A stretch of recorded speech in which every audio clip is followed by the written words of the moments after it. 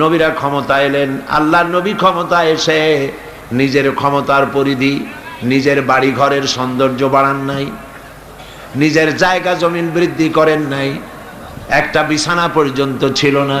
হযরত ওমর বলেন, আমি নবীজির সঙ্গে দেখা করতে গেলাম, নবীজি ঘরের ভিতরে আরাম ফরমাচ্ছিলেন, বিছানার উপরে শোয়া নবীজি। আমাকে দেখে তিনি উঠে বসলেন।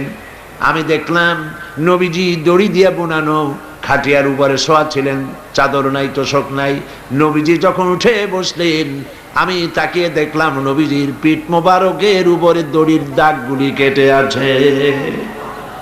আমি বললাম, ইয়া রাসূলুল্লাহ, এই পৃথিবী কাফের বেঈমানেরা কত শান্তি করলো, কত আরাম করলো, আর আপনার একটা বিছানা নাই, তোশক নাই।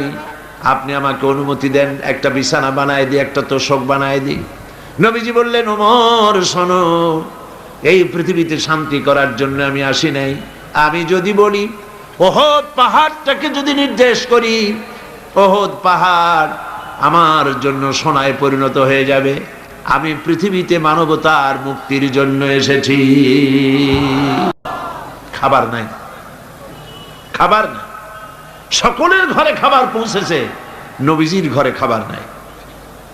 হযরত আয়েশা রাদিয়াল্লাহু তাআলা আনহা বলেছেন, মাসের পর মাস, দিনের পর দিন নয়, মাসের পর মাস চলে গেছে, নবীজির ঘরে চুলায় আগুন জ্বলে নাই। একটু খেজুর, একটু পানি, এগুলি খেয়ে কোন রকম আমরা জীবিকা নির্বাহ করেছি। একবার নবী করিম সাল্লাল্লাহু আলাইহি ওয়াসাল্লাম মসজিদে নববীতে অসময় হযরত আবু বকর ওমর রাদিয়াল্লাহু তাআলা আনহুকে দেখলেন বসে আছে। জিজ্ঞেস করলেন, তোমরা এই অসময় এখানে কেন? তারা বললেন, নবীজি আজ কদিন হয়ে গেল কোনো খাবার পাইনি, ক্ষুধায় অস্থির হয়ে গেছে। নবীজি বললেন, আমারও তো একই দশা। এই দশা ওনাদের, কিন্তু জনগণের এই দশা না, জনগণের ঘরে ঘরে খাবার পৌঁছে গেছে। সুবহানাল্লাহ। ওমর রাদিয়াল্লাহু তাআলা আনহু বলেছেন, রাষ্ট্রীয় ক্ষমতা আমার হাতে, আমার ক্ষমতার আমলে ফোরাতের কূলে একটি কুকুর যদি না খেয়ে মারা যায়, কিয়ামতের দিন আল্লাহর কাছে আমাকে জবাবদিহি করতে হবে। সুবহানাল্লাহ। এর নাম ইসলাম। এর নাম কি? ইসলাম। সেই ইসলামের রাষ্ট্র প্রতিষ্ঠাই করতে হবে মুসলমানদেরকে, বাংলাদেশের জনগণকে। পারবেন না? পারবেন না? এই কোরআনের আইন বাংলাদেশে চালু হোকটা কি আপনারা চান? কারা কারা চান? আলহামদুলিল্লাহ। বসেন, বসেন। এইটা কি অবস্থা? স্লোগান দিলেই দাঁড়াতে হবে, তার মানে থেকে বসেন, বসেন।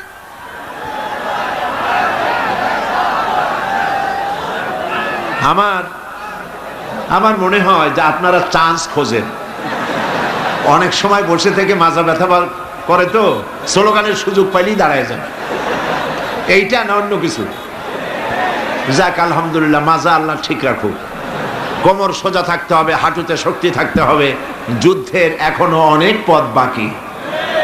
একটু জোরে সরে জিকির করেন, সুবহানাল্লাহ, আলহামদুলিল্লাহ, লা ইলাহা ইল্লাল্লাহ। জোরে, সুবহানাল্লাহ ওয়ালহামদুলিল্লাহ, লা ইলাহা ইল্লাল্লাহ, লা ইলাহা ইল্লাল্লাহু মুহাম্মাদুর রাসূলুল্লাহ।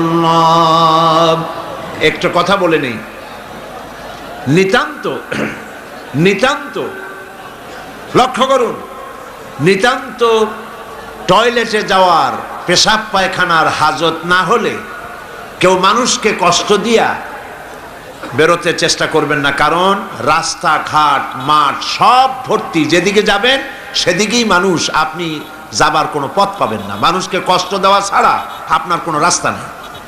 সমস্ত রাস্তা, পথ ঘাট, সিলেটের মাদ্রাসা ময়দান, পার্শ্ববর্তী রাস্তাগুলি সব ভর্তি। আলহামদুলিল্লাহ বলেন। সুতরাং মানুষকে কষ্ট না দেওয়াই, মুসলমানকে খামোকা কষ্ট দেবে না। নিতান্ত পেশাব পায়খানার জরুরত হলে যেতে পারেন। প্রিয় ভাইরা, নবী করিম সাল্লাল্লাহু আলাইহি ওয়াসাল্লাম তিনি বললেন আমার ওই একই অবস্থা, চলো আমার সাথে। তিনজনে গিয়ে উপস্থিত হলেন হযরতে আবু আইয়ুব আনসারী রাদিয়াল্লাহু তাআলা আনহুর বাড়িতে। হযরতে আবু আইয়ুব আনসারী রাদিয়াল্লাহু তাআলা আনহু রাসূলকে, হযরত আবু বকর ওমর রাদিয়াল্লাহু তাআলা আনহুমাকে পেয়ে দারুণভাবে আনন্দিত হলেন। ঘরের মধ্যে প্রবেশ করে বললেন, বিবি, এমন তিনজন মেহমান পেয়েছি, আকাশের নিচে জমিনের উপরে এর থেকে সম্মানিত মেহমান আর নাই। তিনি একটি বকরি জবাহ করলেন, রান্নার ব্যবস্থা করলেন, বাগানে চলে গেলেন, কিছু খোরমা নিয়ে এলেন, নবীজিকে বললেন, আল্লাহর নবী, এই খোরমা আপনি খান। হুজুর জিজ্ঞেস করলেন, খোরমাগুলির মধ্যে পাকা, কাঁচা, আদা পাকা আছে, কোনটা খাবো? হযরত আবু আইয়ুব বলছেন, ইয়া রাসূলুল্লাহ,